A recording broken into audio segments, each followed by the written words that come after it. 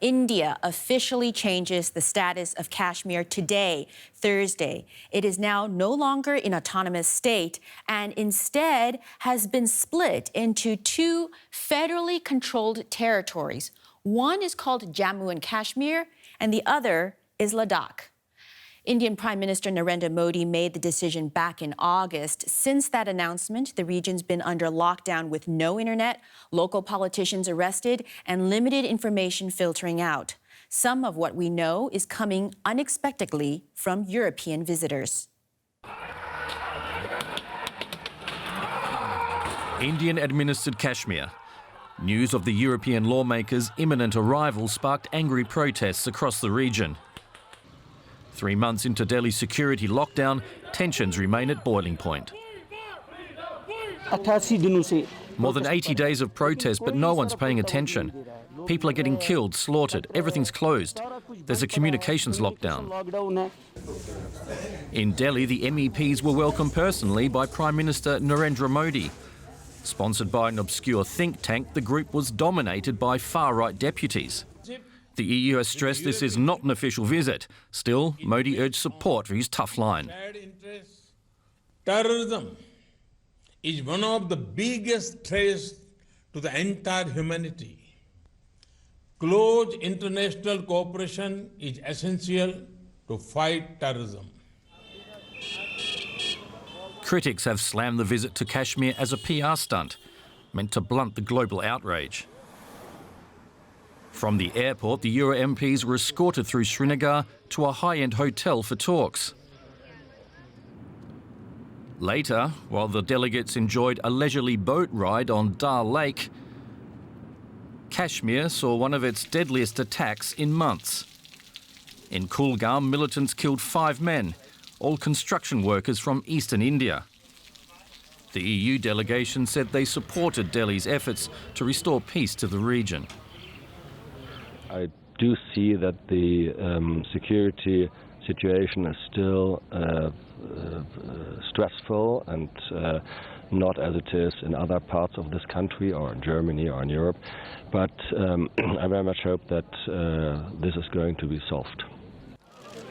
The European lawmakers have rejected criticism of their visit, saying they simply wanted to assess the situation in Kashmir. Indian opposition parties are asking why they're not being given the same access.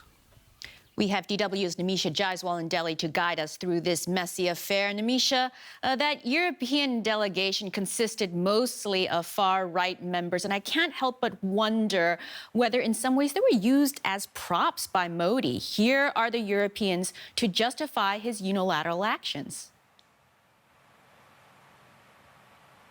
Well, that's definitely true, Melissa, that this meeting, this visit has raised a lot of questions. It was organized by a woman who identifies herself as an international business broker, an NGO, and the EU itself has distanced itself from the visit, saying that it is not an official visit. Many Indian embassies over here were not aware of this visit even happening. And one British MEP, who is one of the few liberals who was invited, has said that when he asked for unfettered access to Kashmiris, his invitation was rescinded.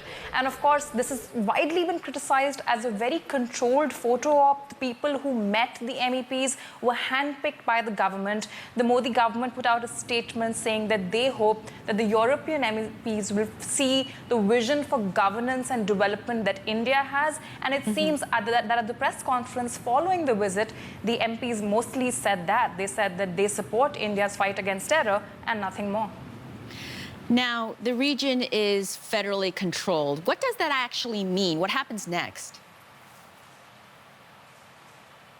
Well, Melissa, the state's autonomy basically has not only been brought down because of the removal of the special status of Kashmir, the state actually now has even lesser autonomy than other Indian states because it is no longer a state. It is what is called in India a union territory. This means that legislative control will primarily be carried out from New Delhi itself. The president will choose a lieutenant governor as opposed to how other states function. There will be a legislature in place in the Union Territory of Jammu and Kashmir, not one in Ladakh. But basically, a lot of decision-making power lies in the hands of New Delhi when it comes to the two Union Territories of Jammu and Kashmir and Ladakh.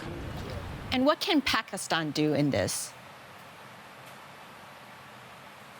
Well, not very much, Melissa. Ever since the abrogation of Section 370, the reading down of the special status of Kashmir, Pakistan has insisted very strongly to internationalize the issue. It has asked for the UN, the US, other people to weigh in, but not much has been made possible. There has been criticism coming in from some international fronts, but otherwise Pakistan is not able to do much apart from pause and halt bilateral relations and break ties as far as it can with India. I want to go back to the video report and something that the Kashmiris said. He said people are dying. What's actually going on with violence in that region right now? Well, Melissa, we talked about the communication blackout, and there is difficulty in getting information out. It is important to state that the Indian Army insists that there has been no loss of life in the last 3 months since the special status was removed. However, there are reports to the contrary. There are media reports saying that pellet gun firings that have happened at the hands of the Indian Army have caused deaths. The Army denies this, so the picture is not clear. There is a concern, though, that what is seen as a stronger crackdown would increase homegrown militarization, homegrown terrorism in the region. Nimisha, Jaiswalow, thank you.